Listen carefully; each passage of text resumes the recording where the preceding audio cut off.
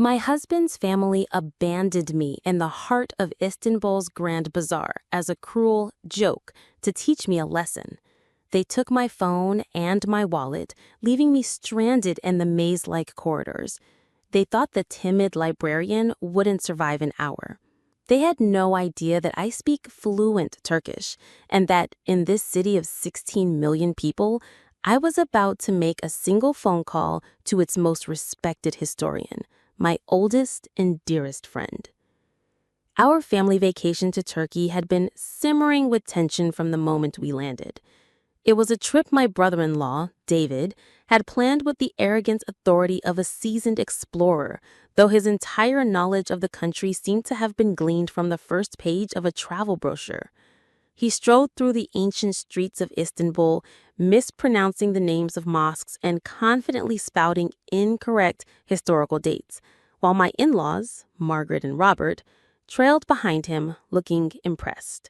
My husband, Ben, just looked exhausted, constantly trying to bridge the gap between his family's loud ignorance and my quiet academic nature. I tried to stay silent. I had learned long ago that my knowledge was not welcome in this family. My passion for history, particularly the intricate and beautiful history of the Ottoman Empire, was a source of mockery for them. They called me a dusty librarian, my doctoral thesis a very expensive cure for insomnia. To keep the peace, for Ben's sake, I had learned to hide the most vibrant parts of myself away. The breaking point came during our tour of the Spice Bazaar. David was holding a piece of what he authoritatively declared to be rare saffron, telling his mother it was worth its weight in gold.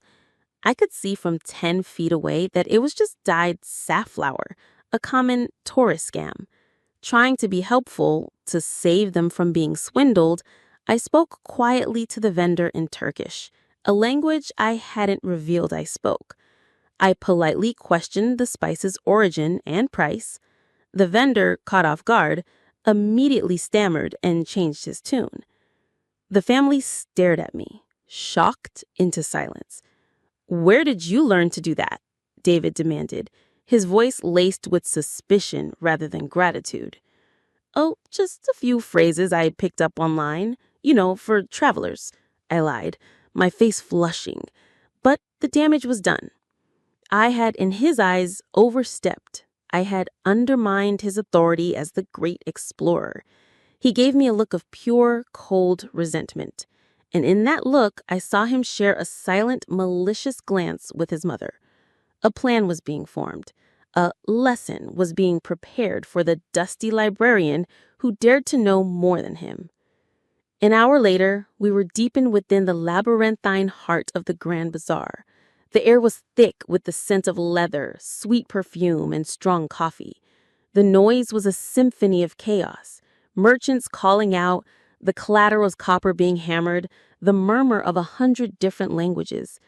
David led us further and further into the maze, away from the main, sunlit corridors, and into the narrow, winding alleys where tourists rarely ventured.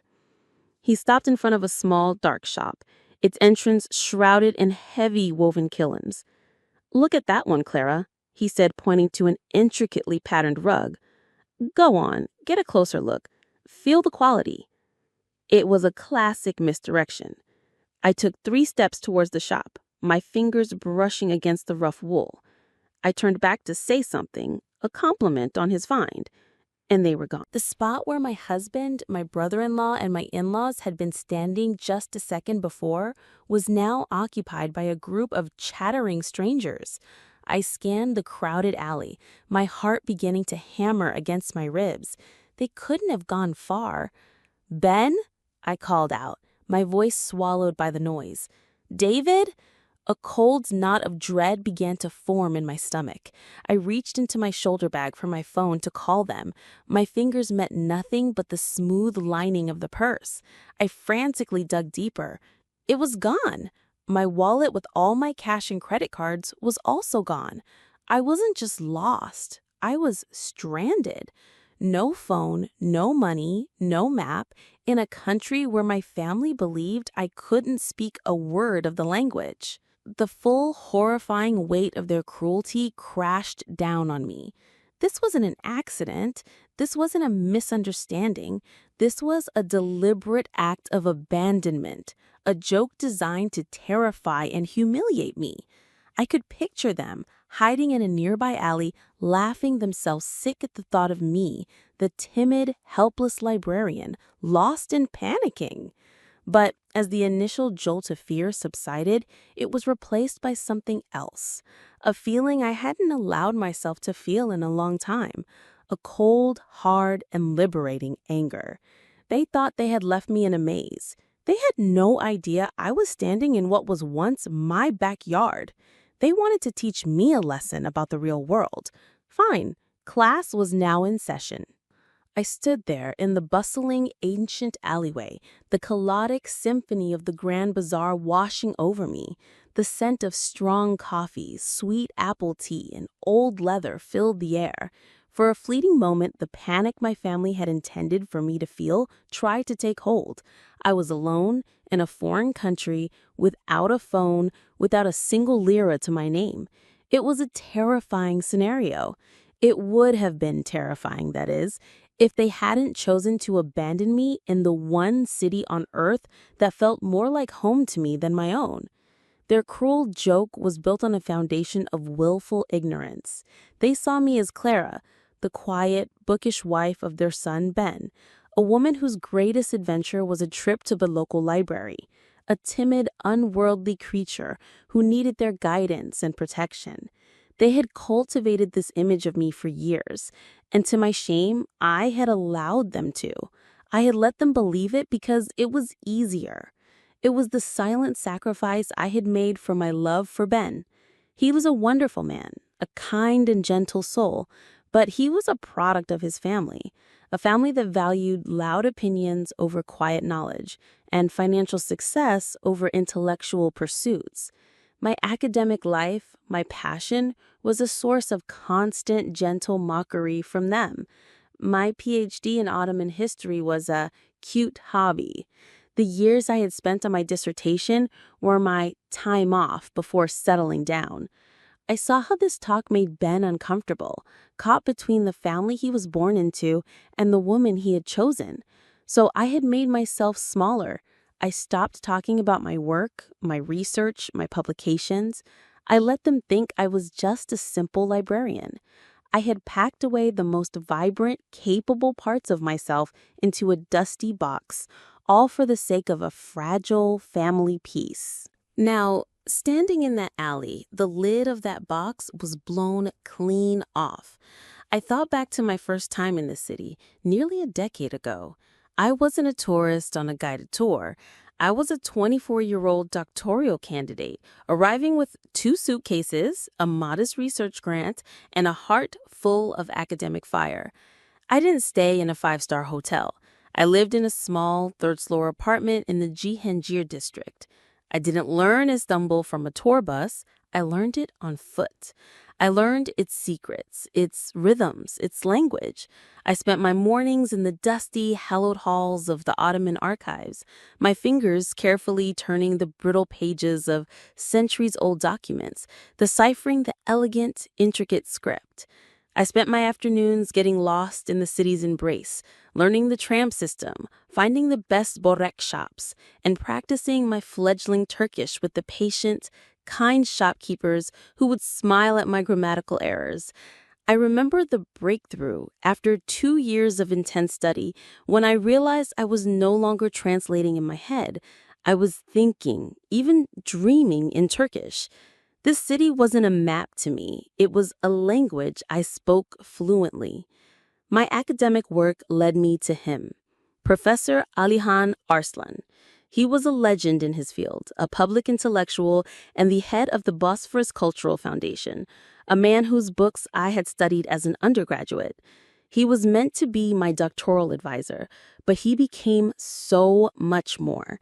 He became my mentor, my champion, and a dear friend who felt more like a father to me than my own ever had. He was the one who saw the potential in my research, who gave me access to private archives, who would spend hours with me over endless cups of tea in his book-lined office, debating the finer points of 16th century court intrigue. I remembered him telling me once, "Clara, you have a Western mind, but an Eastern soul. You do not just read our history, you feel it." He was a man of immense influence, a personal friend to government ministers and a respected figure known throughout the city. And he was the first person I thought of now. The full, beautiful, and staggering irony of my situation washed over me. My family, in their attempt to teach me a lesson about my own helplessness, had stranded me in the one place on the planet where I was the least helpless.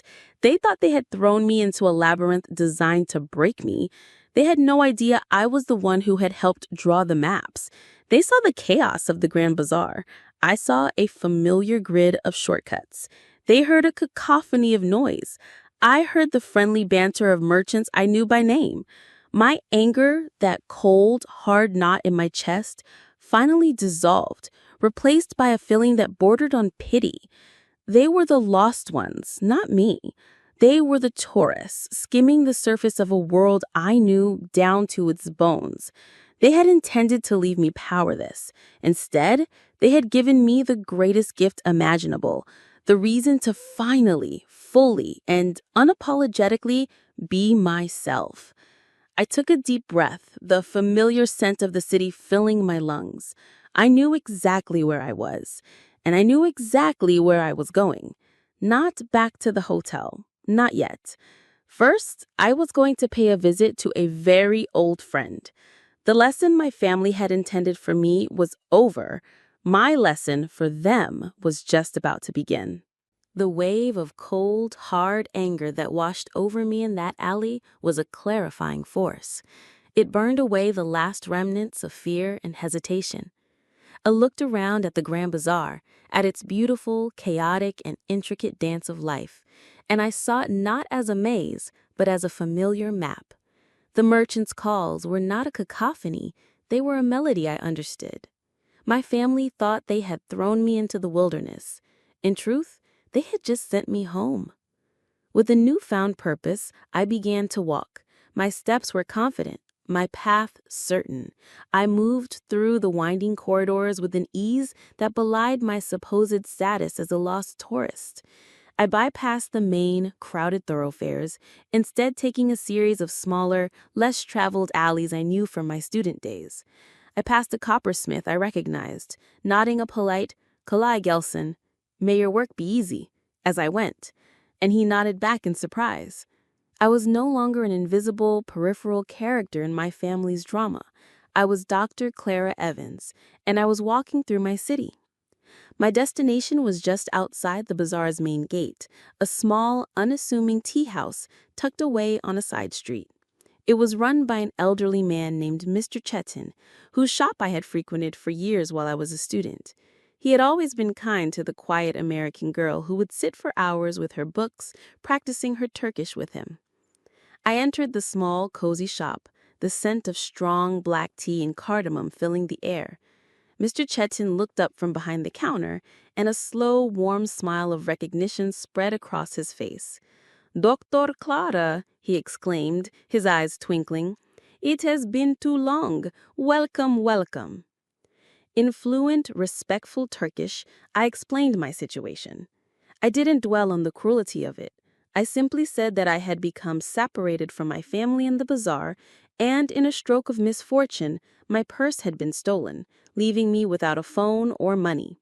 I asked if he would be so kind to lend me the fare for a taxi across the city to visit an old friend. Without a moment's hesitation, he refused. My heart sank for a second before he held up a hand and smiled. "A taxi for my old friend? Nonsense," he declared. He barked an order to his nephew, who was working in the back. "You will not take a taxi. My nephew will drive you himself. It would be my honor." 15 minutes later, I was sitting in a comfortable sedan, weaving through the vibrant, chaotic traffic of Istanbul. We drove along the coast of the Bosphorus, the water glittering under the afternoon sun, ancient mosques and modern skyscrapers sharing the same breathtaking skyline. I looked out the window at the city I loved, the city my family saw as nothing more than an exotic backdrop for their vacation photos. They saw the sights, they didn't see the soul. We finally arrived at an elegant, historic stone building in the quiet, prestigious district of Bebek. This was the Bosphorus Cultural Foundation, a center of art, history, and intellectual discourse. As I stepped out of the car, the doorman, a man who had worked there for 20 years, recognized me instantly. "Dr. Evans, what a wonderful surprise! Welcome back!" The cool, quiet marble lobby was a world away from the noise of the bazaar. I was greeted with smiles and warmth. The young woman at the reception desk looked up and beamed. "Dr. Clara, the professor will be so delighted. Is he expecting you?" "No," I said with a small smile, "but I hope he will have a moment for an old friend." She led me up to his office on the top floor. Professor Alihan Arslansteady was my favorite room in the entire city.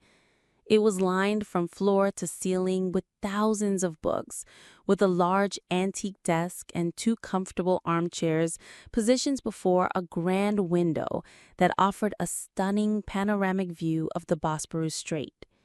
He was sitting at his desk writing, but he looked up as I entered. His serious academic expression melted away, replaced by one of pure fatherly joy. "Clara, kızım," he said, rising to his feet and opening his arms. "My daughter, what a wonderful, impossible surprise." He held me in a warm hug, and in the safety of his embrace, the tension I had been holding on to all day finally began to recede.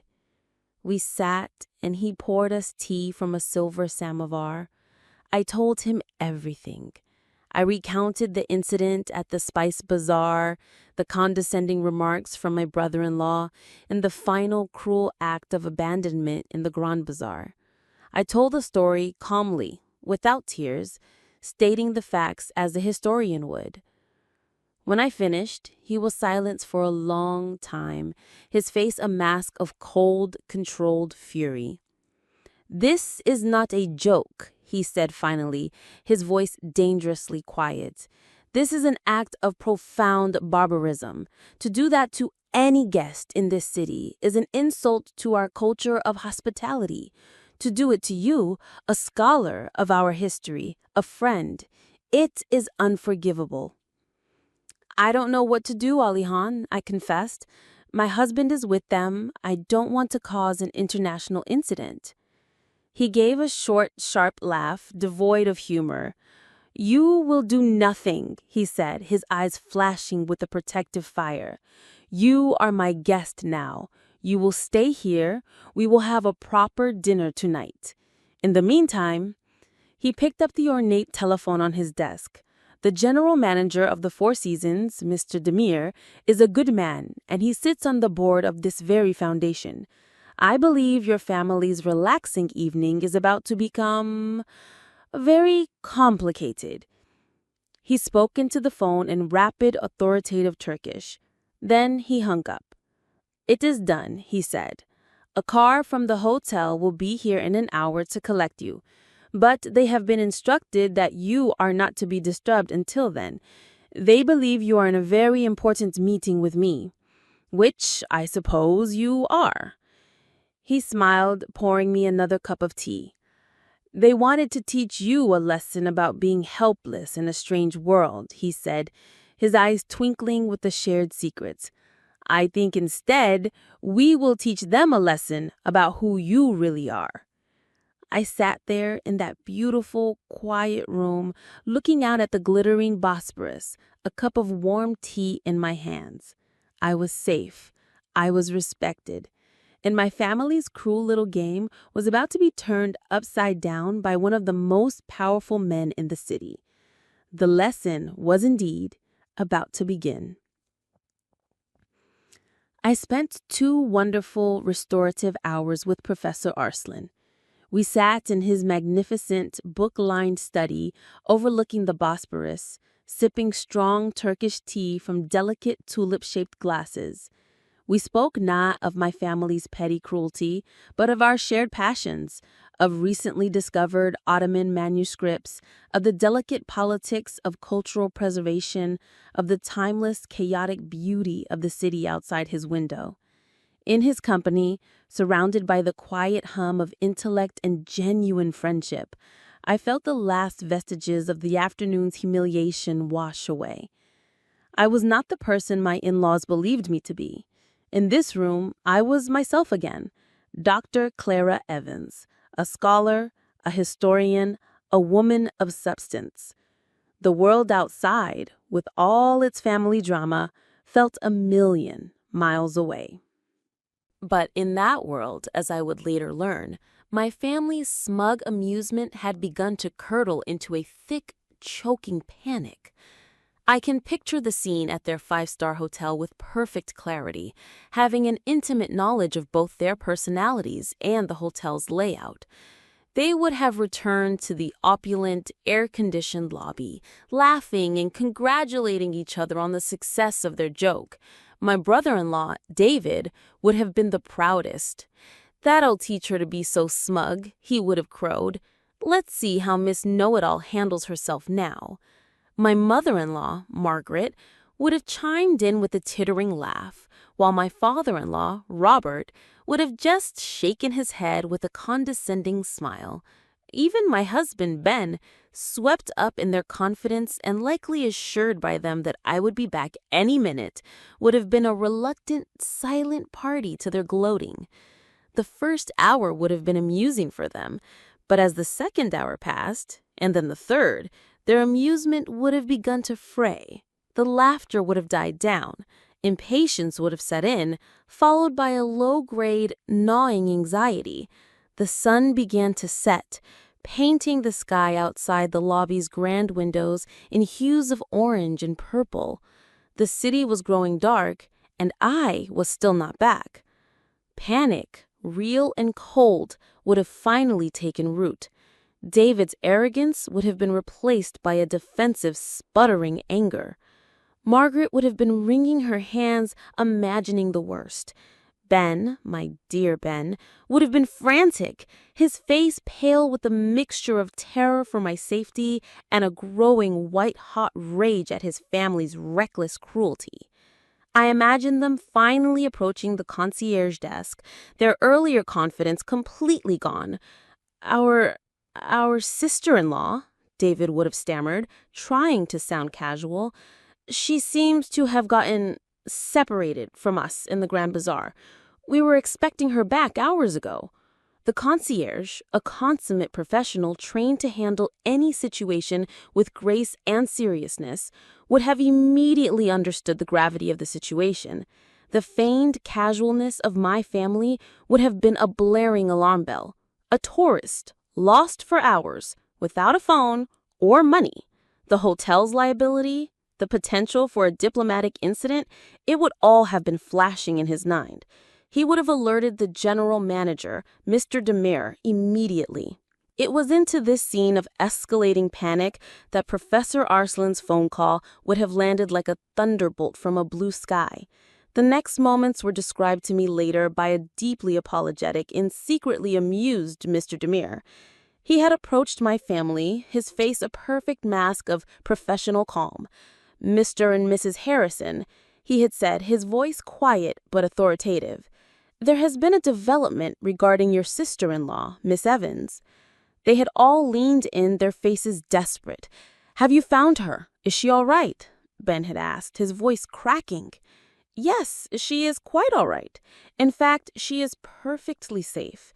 She has spent the afternoon and evening in a dinner meeting with Professor Alihan Arslan." He had delivered the name with the reverence it commanded in Istanbul. The family had just stared at him blankly. "Professor who?" David would finally sputtered. "That's impossible. She doesn't know anyone in Turkey." "On the contrary," Mr. Demir had replied, a subtle, cool edge to his voice.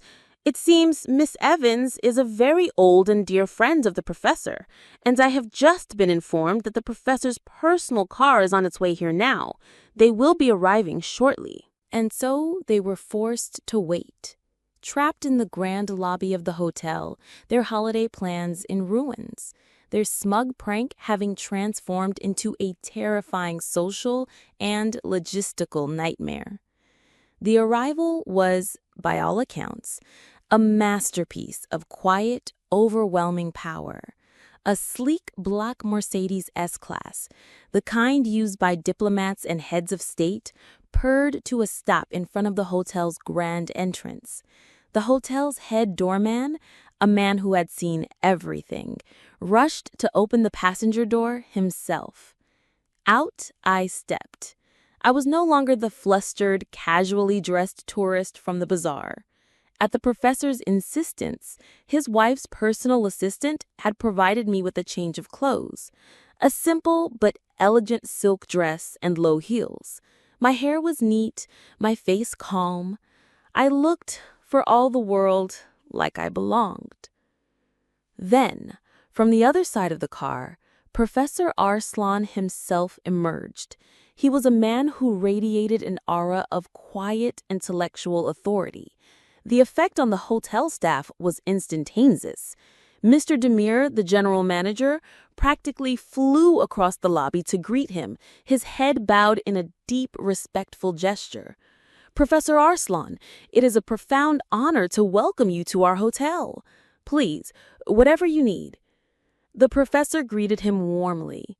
Then his eyes found the pale, shocked faces of my family, huddled together near the reception desk.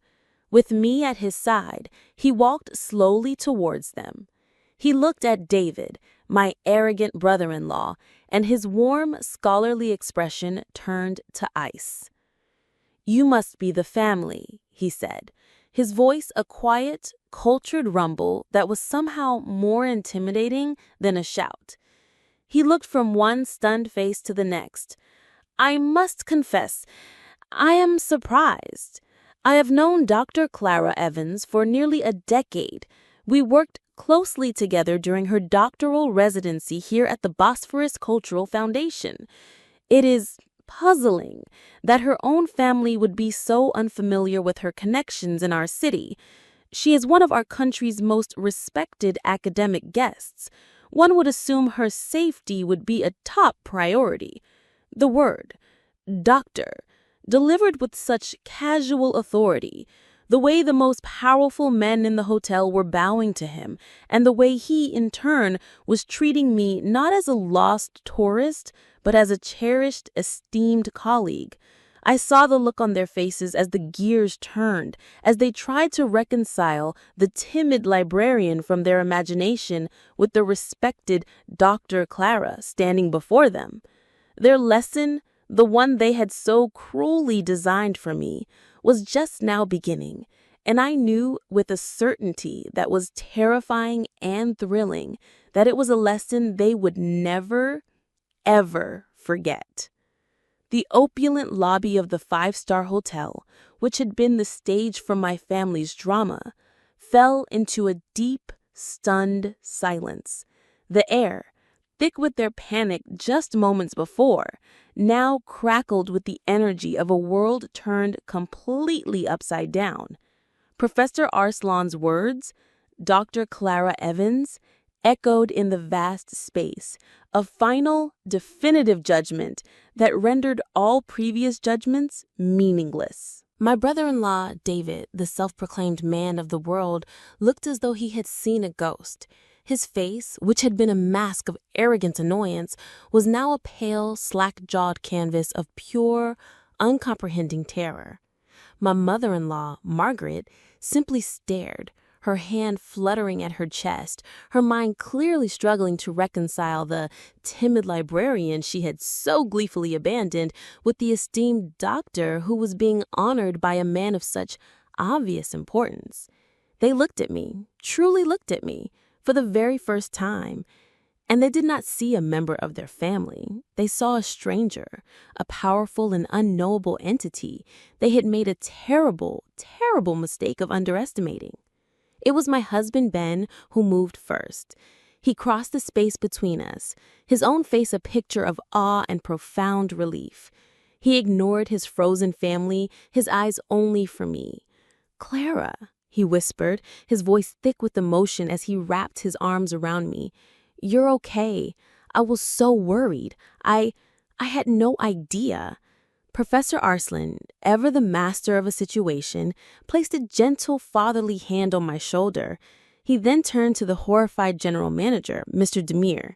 "Mr. Demir," he said, his voice calm but carrying an unmistakable edge of command, "I trust that you will be able to find more suitable accommodations for my dear friend and her husband for the remainder of their stay. The top copy suite, perhaps? Please put it on the foundation's account." He then glanced dismissively at my in-laws. "And please ensure that their travel companions do not disturb them. Dr. Evans has had a trying day and is in need of some peace." Being escorted by Mr. Demir himself up to the hotel's most magnificent suite felt like floating in a dream. It was a sprawling, beautiful space with hand-woven carpets, original Iznik tiles, and a private terrace that offered a breathtaking panoramic view of the Bosporus. It was a world away from the cramped, miserable room my family had deemed suitable for me. Once we were alone, Ben finally looked at me, his eyes full of a million questions. "An old friend? A doctoral residency? You speak fluent Turkish?" And so for the first time in my marriage, I told him everything. I told him about the 6 years I'd spent living and breathing this city, about my research, my thesis, my deep love for its history. I told him how I had downplayed my accomplishments, how I had hidden my fluency, all to avoid the familiar sting of their family's judgment, to avoid making him uncomfortable. I laid the hidden parts of myself bare. He listened, his initial shock giving way to a look of deep, profound love and admiration. "I'm so sorry, Clara," he said, taking my hands in his. "I'm sorry I ever made you feel like you had to hide. I love your brilliant mind. I love your passion. I am so unbelievably proud of you." In that moment, our marriage was reforged, stronger than ever, finally free from the toxic shadow of their family's expectations. The rest of the vacation was a masterclass in quiet, excruciating awkwardness for the Harrisons. The power dynamic had been permanently and irrevocably inverted. They were no longer the hosts of this grand adventure. They were the disgraced entourage. At breakfast the next morning, the maitre d' personally escorted Ben and me to the best table on the terrace, while my in-laws were told there would be a short wait. Later that day, Professor Arslan sent his personal car to take us on a private yacht tour of the Bosphorus, an invitation that was pointedly not extended to them. They were left behind, marooned in the luxury hotel, their planned tourist activities now feeling cheap and hollow. David, the great explorer, now barely spoke a word, his earlier arrogance replaced by a sullen, resentful silence. On our final day, my mother-in-law and David approached me by the pool. Their apology, when it came, was as clumsy and self-serving as I expected. "Clara," Margaret began, twisting her hands nervously, "we seem to have misunderstood you." "Yeah," David mumbled, his eyes fixed on the floor. "That joke, it went too far. We're sorry." They were sorry they had gotten caught.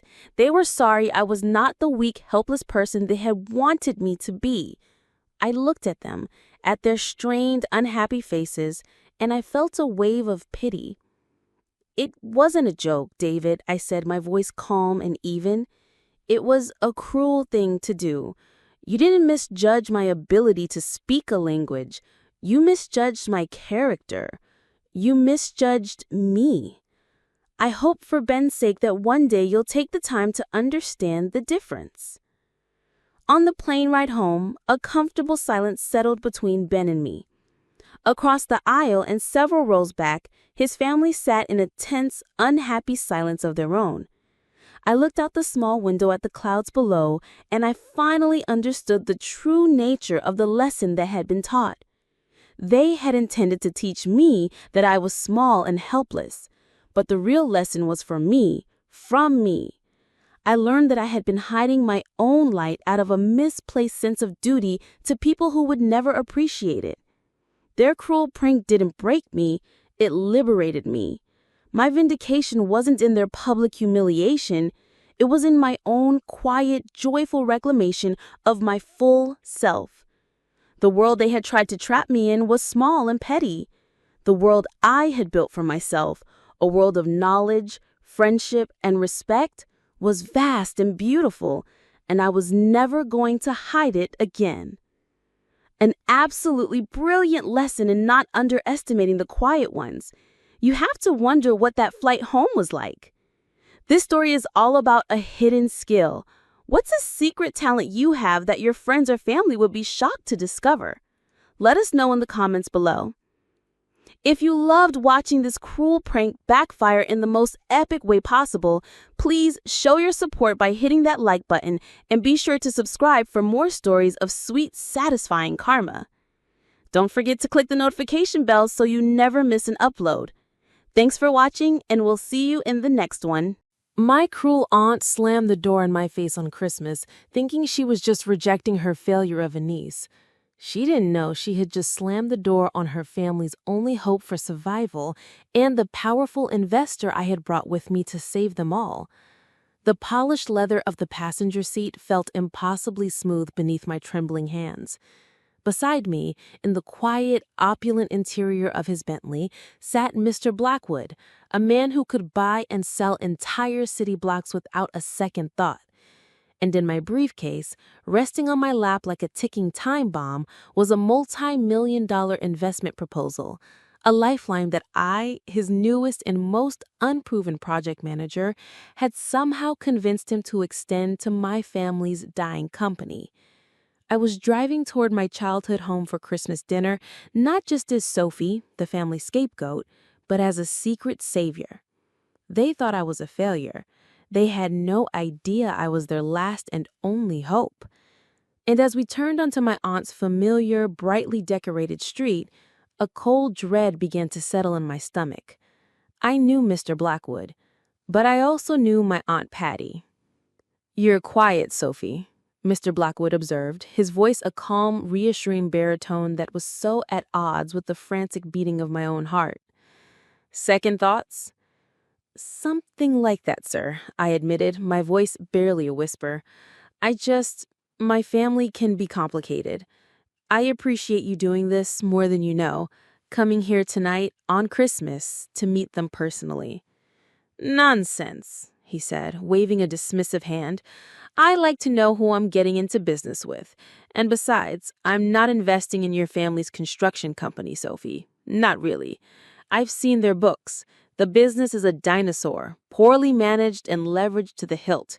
It's on the verge of collapse." He turned to look at me, his eyes sharp and analytical, the same look he'd given me when I first pitched him the idea.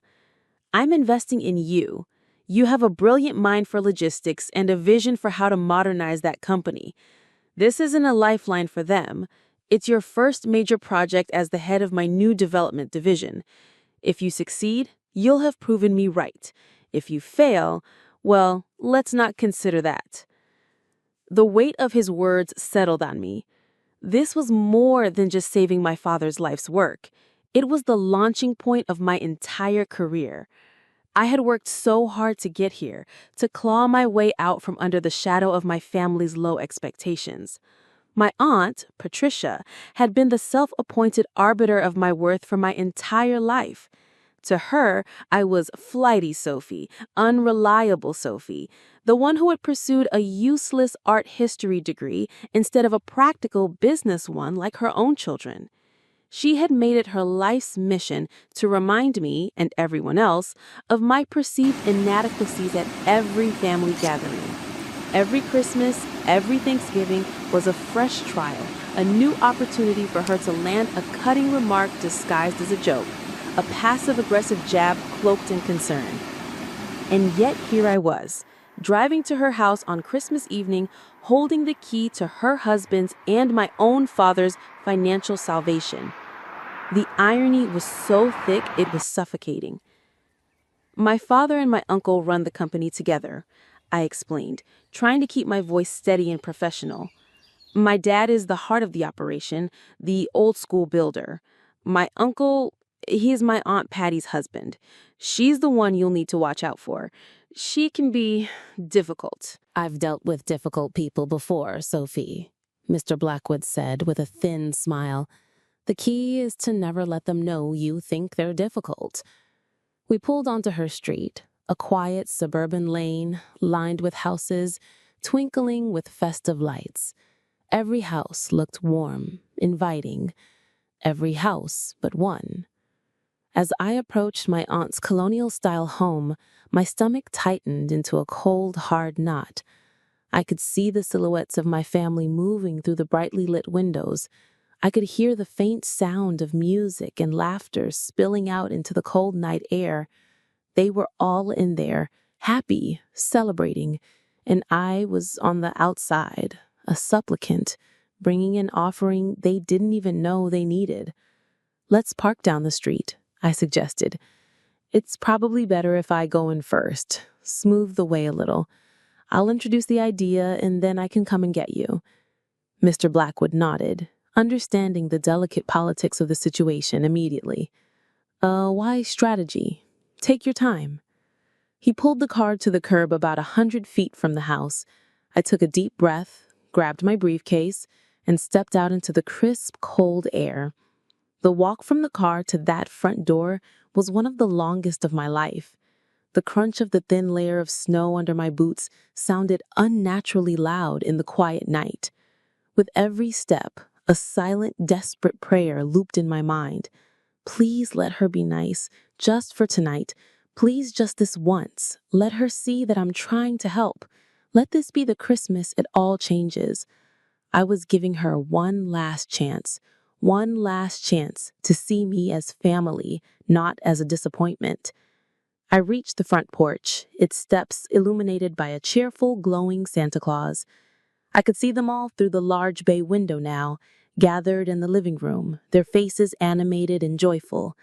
I saw my father, looking tired but happy. I saw my cousins, my uncle, my own mother, and I saw Aunt Patty, holding a glass of wine, laughing at something someone had said. My heart ached with a desperate desire to be a part of that warmth, that easy belonging. I raised my hand, my knuckles cold, and rang the doorbell. The music inside stopped. I heard the sound of my aunt's voice, slightly annoyed. Who on earth could that be? Footsteps approached. The door swung open. Aunt Patty stood there, a forced, polite smile on her face for whatever caroler or lost neighbor she was expecting. When she saw it was me, the smile didn't just fade, it curdled. Her entire face soured, her eyes narrowing into slits of pure, undisguised disdain. It was a look I had known my entire life. I opened my mouth to speak, to wish her a Merry Christmas, to begin the delicate process of explaining the incredible opportunity I had brought to her doorstep. "Aunt Patty, Merry Christmas. She cut me off before I could get another word out. She leaned against the doorframe, blocking my entry, and let out a long theatrical sigh. She rolled her eyes so hard I thought they might get stuck. "Oh, for heaven's sake, it's you," she said, her voice a low, venomous whisper that was somehow louder than a shout. "Sophie, I simply do not have the energy for your drama tonight. I don't know why you bother. We told your mother we were keeping it small and quiet this year." She gestured vaguely back into her warm, bright house. "This is for family, the close family. We don't want any awkwardness. We don't want you here." She looked me up and down, her eyes filled with a cold, dismissive pity. The briefcase in my hand, the one that held the salvation of her husband's company, might as well have been invisible. She didn't see a successful young woman who had orchestrated a miracle on her behalf.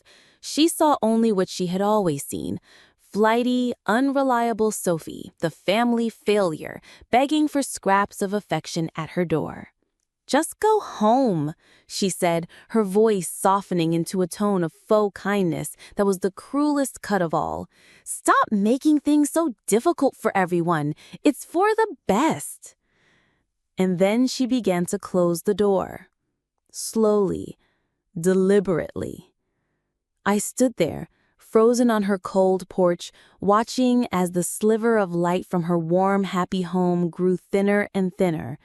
I saw my own defeated, heartbroken face reflected in the glass of the storm door. The sound of my family's laughter from inside was the last thing I heard before the heavy oak door began to click shut, sealing their fate inside with them. But they, in their smug, cruel certainty, had forgotten one crucial, multi-million-dollar detail. I hadn't come alone. The heavy oak door clicked shut, the sound unnaturally loud in the cold, crisp Christmas air. The cheerful wreath hanging on the front with its jaunty red bow seemed to mock me. For a long moment, I didn't move. I just stood there on the porch, a ghost at my own family's feast, the briefcase in my hand suddenly feeling as though it were filled with lead. Through the frosted glass panels of the door, I could see the distorted, colorful blur of the Christmas tree lights and hear the muffled sound of my family's laughter. They were so close, just inches away, but they might as well have been on another planet. The warmth, the light, the belonging, it was all in there. And I was out here, in the dark and the cold, where my Aunt Patty had decided I belonged. A familiar ache, one I had carried for as long as I could remember, settled deep in my chest. It wasn't the sharp, shocking pain of a new wound. It was the dull, chronic throb of an old one, a hurt worn smooth over time by countless similar moments. As I stood there, shivering, a lifetime of being less than began to play out in my mind like a melancholy old film. I saw myself as a little girl of 7 at this very same Christmas party, in this very same house. I had proudly presented Aunt Patty with a drawing I had made for her, a colorful, childish portrait of her prize-winning roses. She had glanced at it, her lips curling into a thin, dismissive smile. "Oh, that's creative, Sophie," she had said before placing it on a side table where it was quickly buried under a pile of discarded napkins. Later that night, I'd watched her gush over my cousin Mark's gift to her, a lopsided clay ashtray he'd made at school. She had held it up for everyone to see. "Look at this! My son, the little artist!" It's then that Patty had christened me with the nickname that would follow me for years. Dreamy Sophie, the girl with her head in the clouds, while her own children were the practical go-getters. The memory shifted. I was 18, sitting at the same family's dining table, my heart pounding with nervous excitement. I had just been awarded a full scholarship to study art history at a prestigious university. When I made my announcement, my father had given me a warm, if worried, hug. But my aunt's reaction was swift and cutting. "Art history?" she had scoffed, a laugh bubbling in her throat. "Good heavens, child, what on earth will you do with that? Dust old paintings? My Mark is pre-law, and Jessica is in business school. At least they'll have real careers, make something of themselves." I remember trying to explain my passion, the way history and art were intertwined, the stories that artifacts could tell. They had all just smiled their polite, vacant smiles. I was dreamy Sophie, chasing a useless, impractical fantasy. I had swallowed my hurt and my pride, determined to prove her wrong. That was the first time I consciously sacrificed their approval to follow my own path. The film in my mind jumped forward again. I was 26, working my first real job as a research assistant at a small, underfunded city museum. I didn't make much money, but I loved my work with a fierce passion. I was helping to curate an exhibit on historical architecture. It was Thanksgiving. The entire family was gathered, and Aunt Patty, in her usual role as Master Inquisitor, had turned her attention to me. "Sophie, dear, she had said, her voice dripping with the pity that was more insulting than any insult. "Are you still volunteering at that little gallery? It's so sweet that you have a hobby you enjoy so much. Don't you worry about your future?" She had then spent the next 15 minutes lauding my cousin Jessica's recent promotion at a soulless insurance corporation. I had just smiled, taken a bite of dry turkey, and said nothing. I refused to let her diminish the work that gave my life meaning. The final memory was the most painful and the most recent. It was just 6 months ago. I had come to this house to visit my father. My aunt was out. My father, a good and gentle man who had always been quietly overshadowed by his sister's domineering personality, looked older than I had ever seen him. The stress of the family's construction company, the business his own father had started, was crushing him. He confessed to me, his voice trembling, that they were on the brink of bankruptcy. Bad investments by my uncle, Patty's husband, had left them with insurmountable debt. "I don't know what to do, Sophie," he had whispered, his eyes filled with a desperate, helpless fear. "This was my father's legacy. I'm going to lose it all." Seeing my father so broken was the catalyst for everything that followed. My love for him, my desire to see him free from this crippling stress, was the only reason I was standing on this porch tonight. I had left the museum. I had leveraged my unique background, my deep knowledge of historical architecture and urban planning from my useless degree, and landed a job as a project manager at Blackwood Properties, the most powerful real estate development firm in the state. I had worked tirelessly, distinguishing myself with a perspective no one else had, and I had caught the eye of the founder himself, Mr. Blackwood. I had spent weeks crafting the proposal that now sat heavy and useless in my briefcase. I had used my insider knowledge of my family's company, its strengths and weaknesses, and combined it with my understanding of historical building restoration. It was a brilliant, innovative plan to have Blackwood Properties acquire my family's company, absorb its debt, and rebrand it as a specialized division for historical preservation projects, with my father and uncle retained as consultants. It was a lifeline. It was a multi-million-dollar Christmas miracle. And I had done it all for them, for my father. The frigid night air snapped me back to the present. The door was still closed. The laughter inside was still audible. All those years of sacrifice, of biting my tongue, of enduring the quiet humiliations, had all been for this one chance to finally prove my worth, to save them, to earn my place as something other than dreamy Sophie. And she had, with a single contemptuous roll of her eyes, slammed the door on it. The briefcase in my hand suddenly felt different. It was no longer a peace offering. It was a weapon.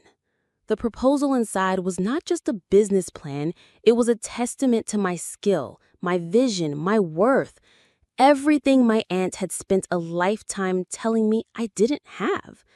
I came here tonight to save them from themselves, but as I stood there in the cold, a profound and liberating thought took root in my soul. Maybe I wasn't here to save them at all. Maybe, just maybe, this was the moment that would finally save me from them. The final, solid click of the latch echoed in my ears, a sound of absolute finality. I was left alone on the cold, dark porch, staring at my own distorted reflection in the glass of the storm door. The warm, inviting light of my family's Christmas celebration was now just a muffled, mocking glow behind the heavy wood. The briefcase, containing the meticulously crafted proposal that represented not just their salvation, but my own professional triumph, suddenly felt like 100-pound weight pulling my arm toward the frozen ground. For a long, heartbreaking moment, the old Sophie, the one conditioned by a lifetime of seeking their approval, took over. My hand, as if with a will of its own, began to rise. I was going to knock again. I was going to plead, to try and explain, to beg for just 5 minutes of their time. It was an instinct, a pathetic, deeply ingrained reflex to try and fix what they had broken. But then, the memory of my aunt's face flashed in my mind, the undisguised contempt, the triumphant curl of her lip as she dismissed me, and my hand froze, hovering just an inch from the door. What was I doing? I was repeating the same pattern, playing the same part in the same sad play they had been directing my entire life. I was the hopeful supplicant, and they were the cruel gatekeepers. Knocking again wouldn't change the outcome. It would only deepen my own humiliation. It would be giving her the satisfaction of rejecting me a second time. Slowly, painfully, I let my hand fall back to my side. The grief of that final unspoken rejection was immense. It felt like a physical death, the death of a foolish, stubborn hope that one day my family would finally see me, that they would finally value me. The hope died right there on that cold welcome mat. And into that silence, a quiet, calm voice spoke from the shadows at the edge of the porch. "Sophie?" I gasped, startled. I had been so consumed by my own internal drama that I had completely forgotten I was not alone. I turned and saw the tall, imposing figure of Mr. Blackwood stepping out from behind a large, snow-dusted evergreen. He had witnessed the entire horrifying exchange. The look on his face was not one of pity, which would have shattered me. It was one of cold, sharp, analytical anger. The anger of a CEO who has just witnessed a catastrophic failure in judgment. "I am so sorry, Mr. Blackwood," I stammered, my face burning with a fresh wave of shame. To be rejected was one thing. To have him, my powerful new boss, witness it was a level of mortification I could barely comprehend. "This was a terrible mistake. I shouldn't have brought you here. We should just go." "Nonsense," he said, his voice firm, cutting through my frantic apologies. He walked to stand beside me, looking not at me, but at the closed door. "Do not apologize for the rudeness of others, Sophie. That was not a simple misunderstanding. That was a deliberate, calculated act of disrespect. In my world, in the world of business we now both inhabit, an act like that is not just poor manners, it's a signal. It signals weakness, insecurity, and a profound lack of strategic foresight." He looked down at the briefcase in my hand. "You came here tonight, Sophie, with a generous, well-conceived lifeline. You offered them a partnership, an opportunity to save themselves, presented by one of my own valued team members. And that woman," he nodded towards the door, "in an act of petty, personal spite, just slammed the door not only on you, but on a multi-million-dollar deal that would have secured her own husband's future." His words, so clinical and direct, were like a splash of ice water. He was reframing my personal humiliation as a colossal business error on their part. "I came here tonight, Sophie, because I believe in your plan. More importantly, I believe in your ability to execute it. But I have one inviolable rule in business. I do not partner with fools, and I do not reward insolence. That woman's behavior was not just unkind. It was unprofessional to a degree that I find staggering." He paused, letting his words sink in. "The decision, however, is yours. We can turn around right now, get in my car, and this proposal, this entire opportunity, dies on this porch tonight. They will never even know how close they came to salvation. Or," he said, a dangerous glint in his eye, "we can ensure that your aunt and your entire family understands the precise nature of the opportunity she just threw away with both hands." I looked at him, at his powerful, confident face, and I felt my own spine straightening.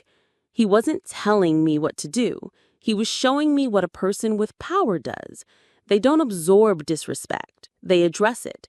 They don't retreat from a bad deal. They demonstrate why it was a bad deal for the other party. He was offering me a choice, not just about this one night, but about who I was going to be from this moment forward. Was I going to be dreamy Sophie, the family scapegoat who retreats when hurt? Or was I going to be Sophie, the project manager at Blackwood Properties, a woman who handles business? I looked at the closed door one last time. My father was in there, oblivious. My aunt was in there, smug and triumphant. I thought of my grandmother's lopsided ashtray, displayed with more pride than any of my own achievements. The choice was so simple, so clear. The sacrifice was over. I met Mr. Blackwood's gaze, my own eyes now clear and hard. "You're right," I said, my voice steady for the first time that night. "She needs to understand." A slow, satisfied smile touched Mr. Blackwood's lips. "Good," he said simply. He then stepped forward, past me, directly to the center of the door. He did not ring the bell. Instead, he reached up and took hold of the heavy brass eagle head knocker. He raised it and brought it down, once, twice, 3 times. The sound was not the cheerful chime of a doorbell. It was a deep, resonant, and authoritative boom, boom, boom that echoed in the cold night air. It was a sound that did not request entry, but demanded it. Inside the house, I heard the music stop abruptly. The murmur of conversation died. We stood there together on the porch, a united front, waiting in the sudden, absolute silence. We were no longer waiting for them to let us in. We were waiting for them to face the consequences that were knocking at their door. The deep, authoritative boom of the brass knocker echoed 3 times, a sound that seemed to shake the very foundation of the porch. It was not a request. It was a summons. Inside the house, the cheerful Christmas music stopped abruptly. The murmur of conversation died. There was a beat of shocked silence, and then I heard the sound of my Aunt Patty's furious, hurried footsteps approaching the door. The door was not opened gently this time. It was thrown open, and my aunt stood there, her face a thunderous mask of pure irritation, her body coiled like a snake, ready to strike at whatever stranger had dared to disturb her perfect Christmas party with such aggression. "What on earth do you think you're—" she began to yell, her eyes fixed on a point just past my shoulder. And then her words died in her throat. Her eyes finally focused, and she saw him. She saw the man standing beside me, the man who had knocked on her door. The transformation was instantaneous and total. It was as if she had been struck by lightning. The anger on her face did not just fade, it shattered, replaced with the look of wide-eyed, slack-jawed, utter disbelief. The color drained from her cheeks, leaving her skin a pasty, unhealthy gray beneath her festive makeup. Her jaw worked silently, but no sound came out. She knew exactly who he was. Everyone in this state knew Marcus Blackwood. His face was a fixture in the business journals she so proudly left on her coffee table. His name was a constant presence in the society pages she so desperately wished to be a part of. He was a titan, a local legend, the very embodiment of the power and status she worshipped. And he was standing on her porch, on Christmas, next to me. I watched her mind race, her eyes darting frantically between my face and his, trying to compute an equation that made no sense. The two worlds she had kept so neatly separated in her head, the world of her insignificant, dreamy niece and the world of powerful, important men like Mr. Blackwood, had just collided with catastrophic force right on her doorstep. Mr. Blackwood, what an honor. What are you possibly doing here?" She completely ignored me now, her entire being focused on the powerful man before her, a desperate, fawning energy radiating from her as she tried to salvage the situation. Mr. Blackwood did not return her flustered greeting. He did not smile.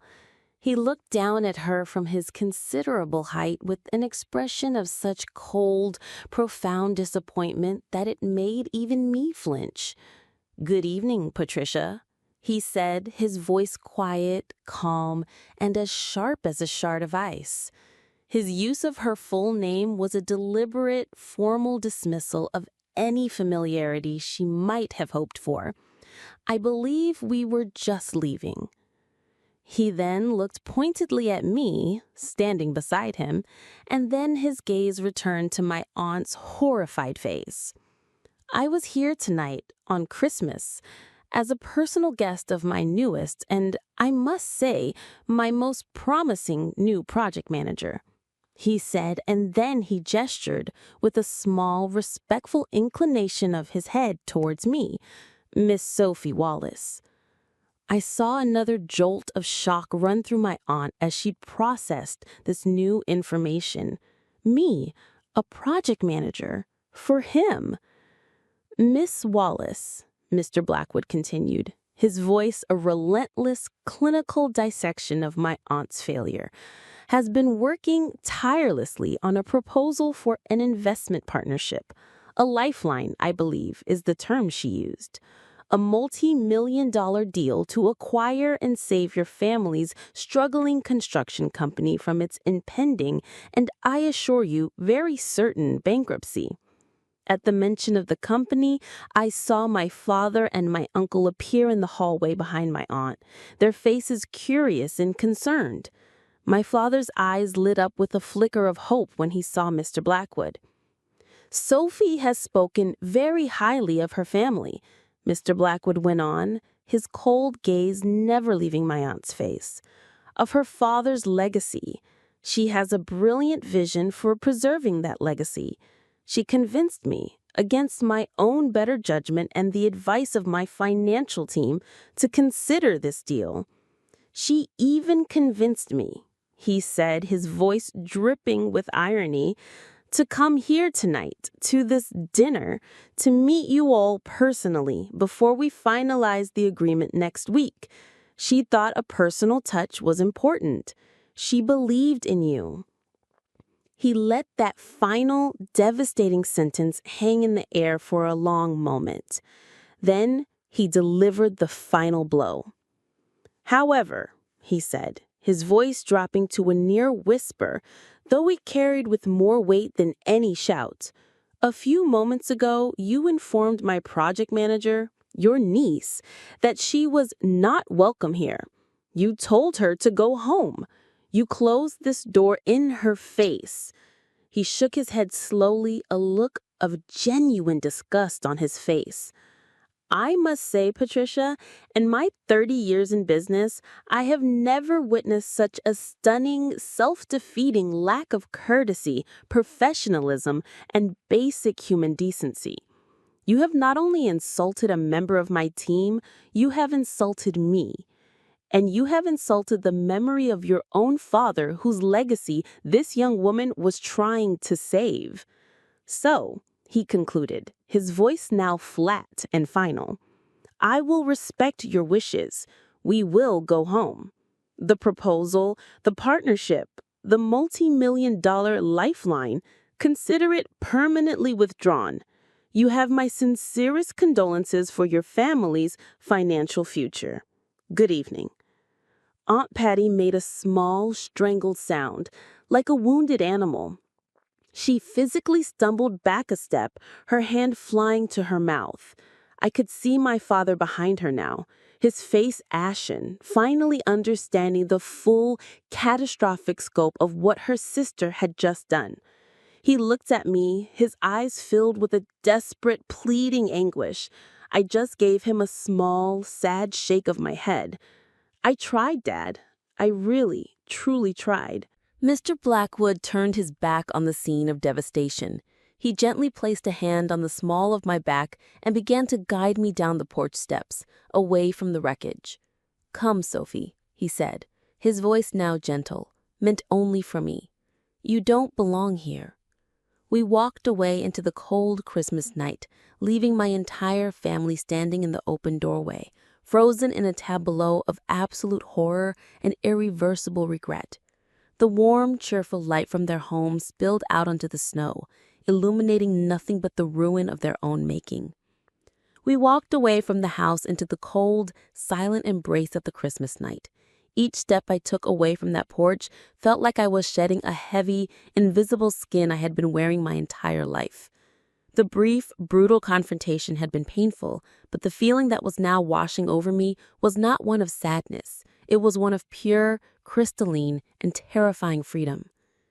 In the warm, quiet interior of his Bentley, Mr. Blackwood didn't immediately start the car. He turned to me, his expression serious, the earlier anger replaced by the calm, appraising look of a mentor. "Sophie," he said, his voice calm but firm, "let this be the first and most important lesson you learn while working with me. Never ever try to save people who are determined to drown. You can throw them a lifeline, but you cannot force them to take it, and you must never ever let them pull you under with them." He paused, his gaze intense. "That woman's smallness, her jealousy, that is her prison, not yours. Don't ever let anyone else's limitations define the boundaries of your own world. Do you understand?" I looked at this powerful man who had only known me for a few months, yet who saw my worth more clearly than the family I had known my entire life. Tears pricked at my eyes, but they were not tears of hurt. They were tears of overwhelming gratitude. "Yes, sir," I whispered. "I understand." "Good," he said with a decisive nod. "Now, I believe I promised you dinner. My reservation at the Clove Club is for 9. Their chef is a genius. I think you'll appreciate his artistry."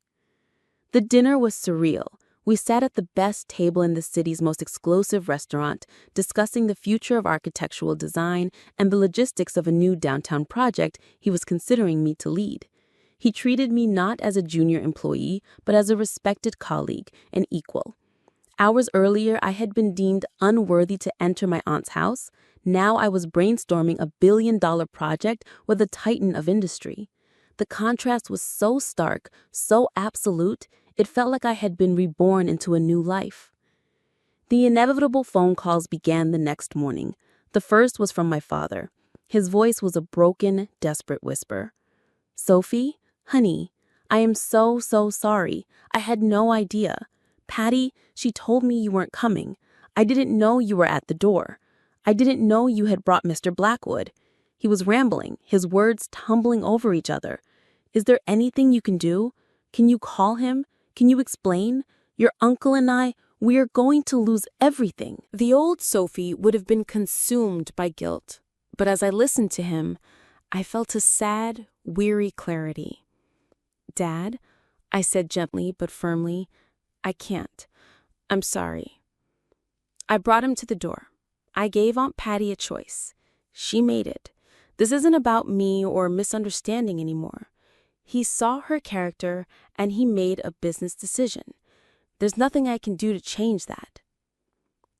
I was finally setting a boundary, not just with my aunt, but with my father's passive acceptance of her behavior. The calls from my aunt and uncle were less civil. They were a torrent of blame, of rage, of accusations. They called me a traitor, a vengeful monster who had deliberately ruined them. I listened to one voicemail from my aunt where she screamed that I had always been jealous of her family. I didn't feel anger. I just felt nothing.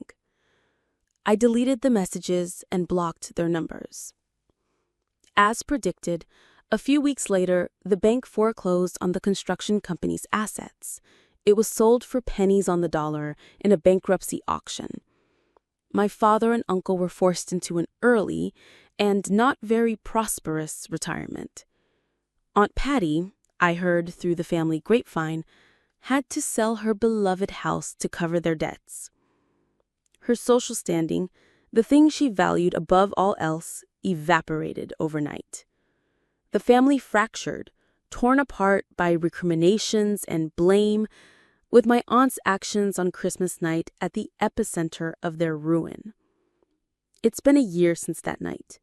I am now the head of the Historical Preservation and Urban Renewal Division at Blackwood Properties.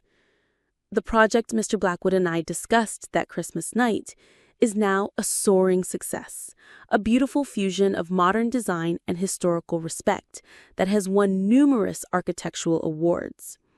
He has become more than a boss. He is my mentor and my friend. I saw my father a few months ago. I was grabbing a coffee downtown, and he was sitting alone at a small table. He looked older, sadder, but the desperate fear in his eyes was gone. Our conversation was awkward but polite. He asked about my work, not with the old, dismissive tone, but with a new, genuine interest. He finally saw me not as dreamy Sophie, but as the capable woman I had become. It was a start. Sometimes I think about that closed door on Christmas night. I spent so much of my life trying to get that door to open, trying to earn a place at a table where I was never truly wanted. My aunt's final cruel rejection felt like the end of the world, but it wasn't. It was a liberation. My vindication wasn't in their failure. It was in my success. My revenge wasn't watching their world burn. It was in building my own beautiful, strong, and brilliant world from the ashes of their disrespect. They thought they were slamming a door in my face, but all they really did was finally set me free. An incredible story about how sometimes a closed door is really an open road to a better future. What do you think of the way Sophie handled her aunt? Let us know your thoughts in the comments below. We love hearing your perspective. If you enjoyed this powerful story of vindication, please show your support by hitting that like button and be sure to subscribe for more daily stories of karma and satisfying revenge. Don't forget to click the notification bell so you never miss an upload. Thanks for watching, and we'll see you in the next one.